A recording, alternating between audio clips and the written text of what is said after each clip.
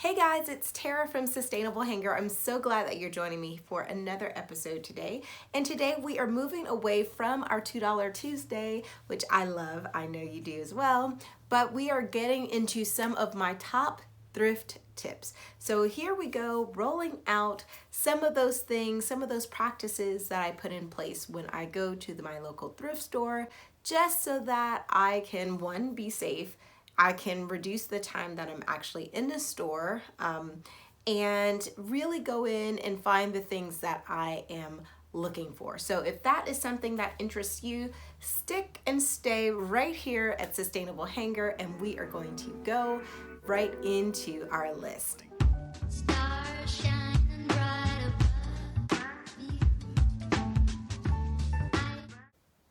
All right, so back in the day, my friend and I, we were going with the intent purpose of selling, doing resale and that type of thing. However, because we were shopping for a variety of sizes and shapes, we thought that we would best serve our clients by trying things on. So we decided that we would come up with a thrift uniform. Now, I I have veered away from it. I kind of eyeball things now when I shop for myself. But if you're going for a long haul, or you are going to a store that doesn't really have a dressing room, and a lot of dressing rooms are locked down right now, one thing that you might consider is wearing a uniform. By that I simply mean leggings and a top. The other thing that is now crucial for any type of excursions, needless I say, even more so at the thrift store, gloves, masks, and sanitizer. So make sure that you are armed with those in your purse.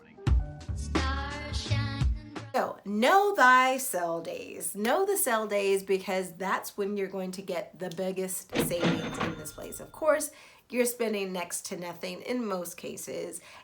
However, knowing what the color of the week is, or if there's particular day that there is a sale, know those sales, drop by, and have fun. Ask about restocking. So I kind of find that while I'm in the store, a lot of times the things are being restocked. I know that there are some stores, like retail stores, they have like big stocking days. I find that the inventory is just kind of really coming in like frequently, and so there's almost a rotation. Even while you're there at the store, you might be seeing people come and bring out a new batch of shoes, or they may be in the dress section. So just keep your eyes kind of just out. Week, I find that things are fresh. For example, if your sale day starts on Sunday, I would say that it's a great idea to go on that first day of the sale. Things that were not marked off half off the previous week may end up being that color for the week. So you want to just, get into the habit of going earlier in the week versus later in the week. Label resources. If you are in the store and you find something that has vintage labels, it may just be worth your while to get a label resourcer and find one maybe on Google. So this is one that I struggled with, which is why I'm on this little fast for a month at least. Taking cash whenever possible is going to be your best bet. So even with budgeting, as you would budget anything, I would say to get in the habit of budgeting for your thrift trips. That card is so easy to use. It's so easy to swipe or to insert. And it really can get you into trouble. Now, although you're spending a lot less than if you were purchasing retail, I think there's a hand-in-hand kind of relationship between thrifting and being thrift wise and actually being thrifty and budgeting. So staying on budget, not spending that much on one particular item, but also keeping that budget down to a minimum. So when you go and you find something, wearing it multiple times versus buying a whole lot of things. In the beginning, I was just floored at how many things I could find, for $50. But it's still $50. So you want to make sure that if, whatever your budget is for that week or for the month, that you're allocating that money, and then that's going to be it. Because honestly, there will be more things to find when the time is right. So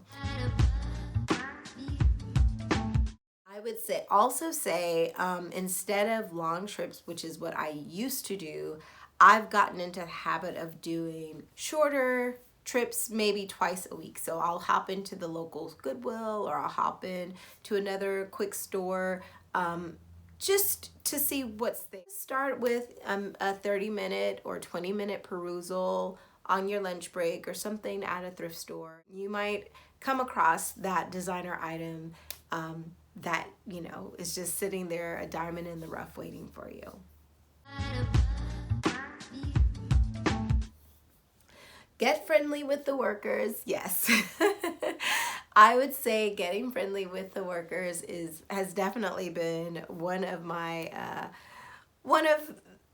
strong points in being able to secure things. Or, hey, I need to come pick that up, but I don't have a truck today. Can I pick it up tomorrow? They might keep an eye out for something. That's never really happened. But they might say, oh, that's a really good deal. Or, like I said, they might work an arrangement for you. Be friendly with anybody, not just the workers, but with the other shoppers too. Just be nice.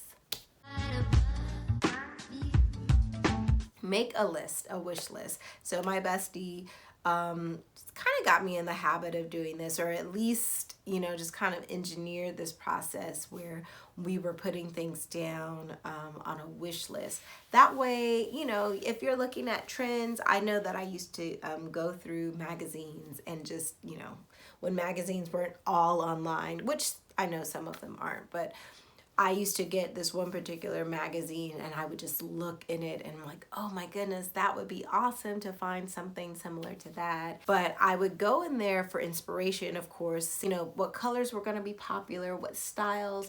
And then I would just literally keep an eye out for those things. So I would have them either on my phone or somewhere, in a book, collect it some kind of way. Have a wish list, put it out there. You're manifesting these things as you're going to the thrift store.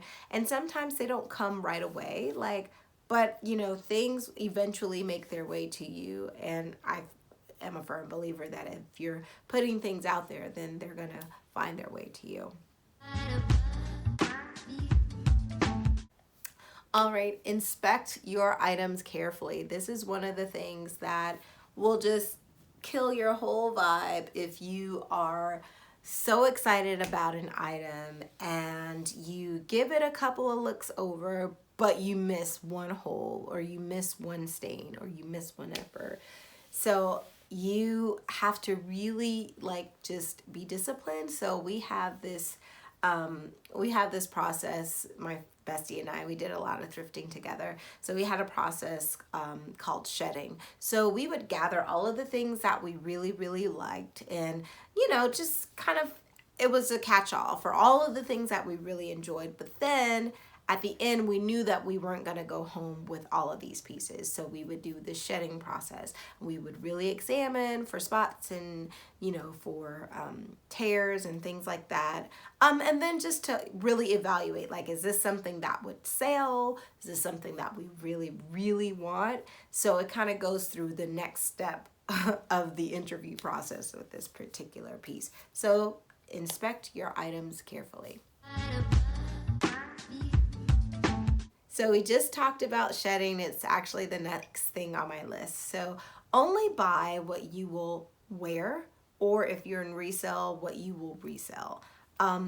Because there's nothing more annoying than having just a bunch of clothes. And believe you me, I've been there where I have sat with bags and bags of clothes and just completely overwhelmed because I am what am I going to do with all of these clothes that I bought again? I cannot wear them. And so what eventually happens is I end up donating them back because I just don't have capacity to house these clothes. The seasons might be turning, and so I either have to wait another season before I can resell it. And so you just don't want to have a whole lot of stuff. Don't just shop the same exact store.